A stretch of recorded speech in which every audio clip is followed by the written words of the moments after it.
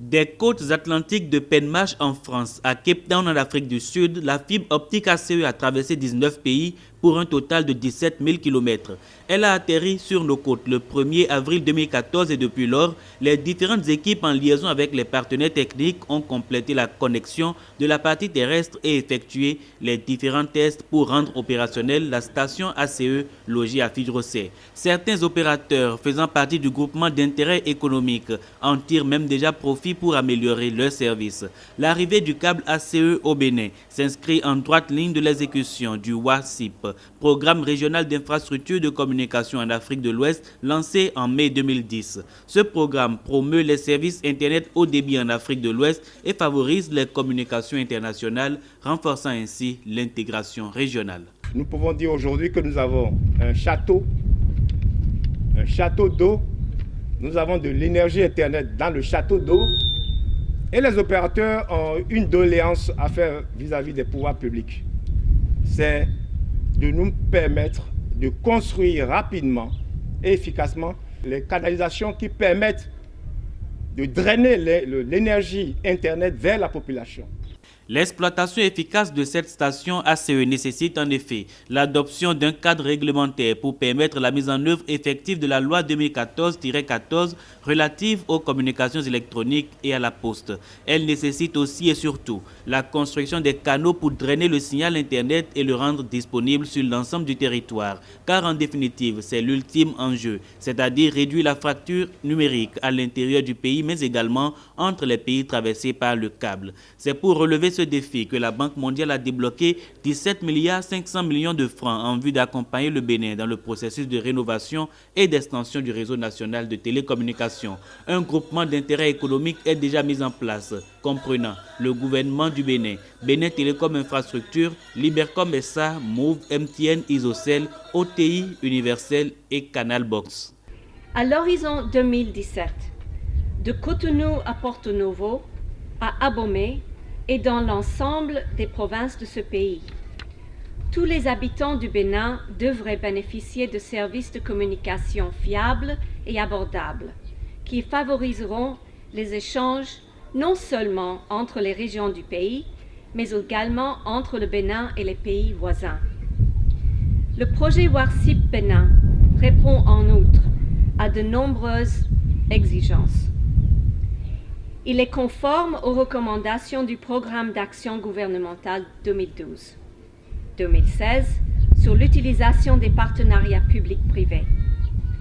Il répond au repositionnement stratégique et le renforcement de Bénin Télécom, au développement d'infrastructures haut débit, et il répond au renforcement des capacités des acteurs principaux du secteur, que sont le ministère de la Communication et des Technologies de l'Information et de la Communication et l'Autorité de régulation transitoire des postes et télécommunications.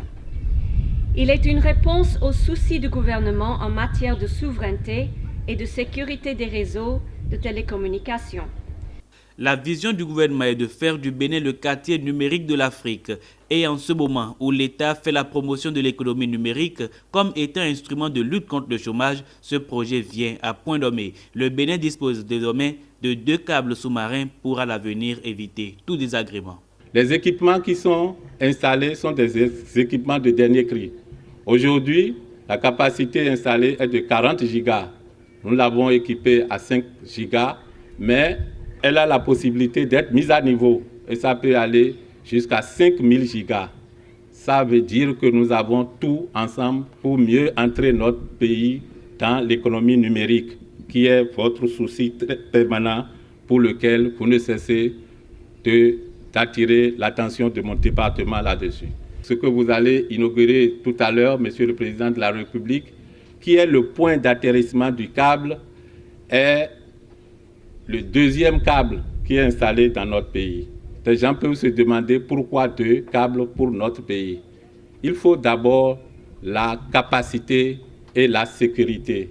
La capacité, c'est offrir beaucoup de possibilités à nos concitoyens de se brancher. Mais vous n'avez pas oublié notre responsabilité face aux pays de l'Interland. Nous leur devons de pouvoir avoir accès à tout ce qui vient de la mer. Il y a également la sécurité. Parce que jusqu'ici, comme nous avons un seul câble, lorsqu'il a eu des pannes, nous avons su les problèmes que nous avons eu pour dépanner. Mais aujourd'hui, ces deux câbles seront en redondance et nous pourrons, en cas de panne, passer par un autre. Les opérateurs qui sont là-dessus, ils sont des professionnels et ils savent faire leur boulot. Le chef de l'État est attaché à son rêve de transformer le Bénin en un hub sous-régional de services. Dans un processus de dématérialisation de plusieurs services économiques, le câble ACE vient renforcer cette vision du gouvernement, l'Internet étant un élément central. 40 gigas disponibles, le Bénin fait de petits pas conformément à sa politique nationale du secteur du numérique adoptée en 2008. Tout ceci concourt à mon rêve, celui de faire de notre pays un véritable hub sous-régional de négoce et de services à forte valeur ajoutée. Nous sommes un pays de transit et toutes les opportunités que peuvent nous offrir nos côtes seront laissées à la disposition des autres peuples, les peuples de l'Interland. Leur sort est relié au nôtre. Alors mes chers compatriotes, avec ce projet, certainement que vous ne mesurez pas l'importance, mais c'est à l'exploitation que vous allez vous en rendre compte qu'il s'agit d'un projet qui vient propulser encore notre pays en plein cœur de notre planète. Ce projet dont nous parlons là, qui vient alimenter ce que nous appelons l'économie numérique. Si vous l'avez constaté, ça fait maintenant 2 semaines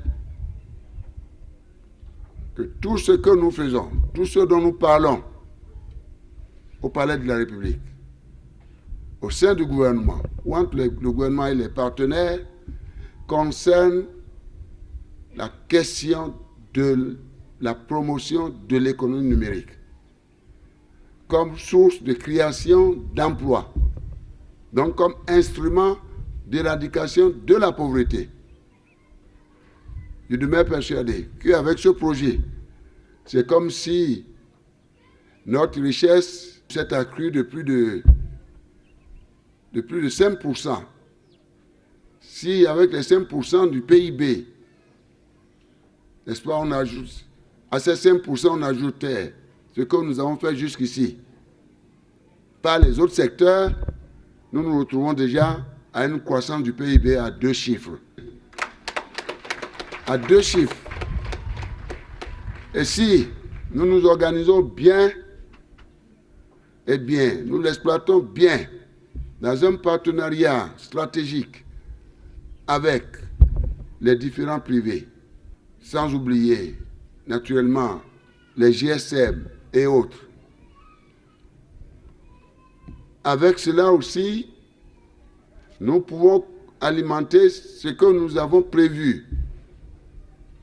Vous êtes chez vous, vous pouvez vous approvisionner à distance en produits pétroliers,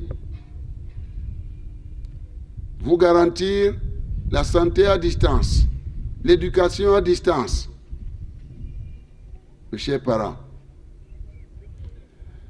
payez vos factures d'électricité à distance, vos factures d'eau à distance. Alors, vous voyez comment on peut accélérer le processus de création de richesse. Et c'est ce que nous voulons.